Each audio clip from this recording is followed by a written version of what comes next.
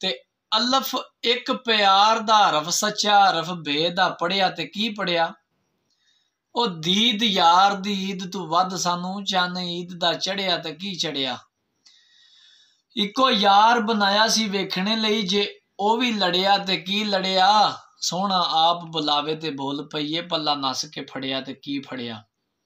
ते असां अलफ ते बे पे तक रह गए। असां अलफ ते बे पे तक रह गए। गुरबत दी गैन ते बस हो गई। पहले जुल्फ दी फे तू फतवे लग गए ते वत नून दे नैन ते बस हो गई। असां दाल तू साकी दिल भर पड़िया दिल भर दे दैन ते बस हो गई। ओ हुसन दे सिर ते जज बन गए साडी इश्क दे ऐन ते बस हो गई। ते बे बहर उमीर दे खैण तारू मारी छाल मैं तेरियां सहारियां ते। तू सा तरन वाला मैं सा डुबन वाला मारी छाल ओ तेरियां सहारियां ते। ते घोमन घेर अंधेरे ने जेर कीता अफसोस है सजना प्यारियां ते। सानू शहू दरिया विच ठेल के ते आपू हसदे ने बैठ किनारियां ते।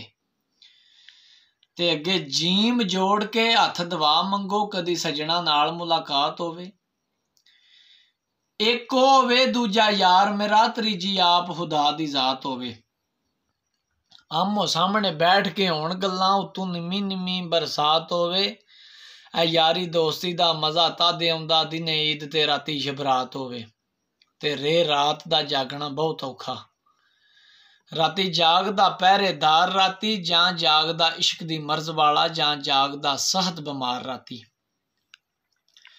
जां जागदा चोर सन उत्ते जां जागदा कागज कवार राती। मोहम्मद बूटिया सभे ही सौ जांदे ने ते आपी जागदी है परवरदिगार राती। ते जीम जिन्हां नू तलब दीदार दी उठ यार दी तरफ सधान राती। वांग बीबी जुलैखा तैयार होके ते बंदी खाने दे बंद लुहान राती। सोहनी वांग चन्हा नू चीर के ते सोहनी वांग चन्हा नू चीर के ते गले जा महबूब लगान राती। कसूर मंदो यार दे मिलन कारण ते डेरे बाहर सियालां दे लान राती। ते वेहां कल की सी अज की ए इस गल नू रख ध्यान अंदर। सौदे हुसन दे जिथे तोलदे ने खुड्डां पैणियां उस दुकान अंदर। ते जिथे शाह वजूद दा तखत उच्चा उल्लू बोलने उस मकान अंदर। एवें आकड़ा करें कसूर मंदा ते सदा रहना नहीं होए इस जहान अंदर। ते तपदियां पहाड़ नू अग लगी सीना तप के वांग तदूर होया। शीशा लिया सी मुख यार दा वेखने नू ते ओ भी डिग जमीन ते चूर होया। ऐ यार बनाया सी हसने खेडने लई ते तकनू भी मजबूर होया। इथे लेखा बयान कसूर मंदा साडे दवां चो किदा कसूर होया।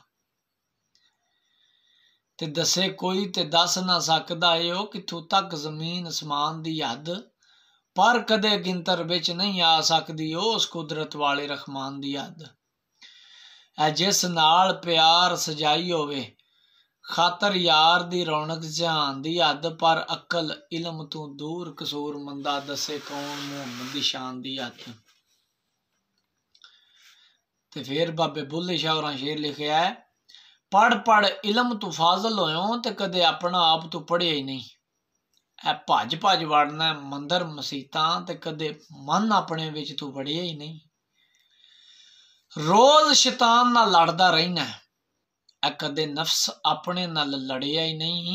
बुल्ले शाह समानी उड़दियां फड़ना जेड़ा घर बैठा उन्हें फड़िया ही नहीं।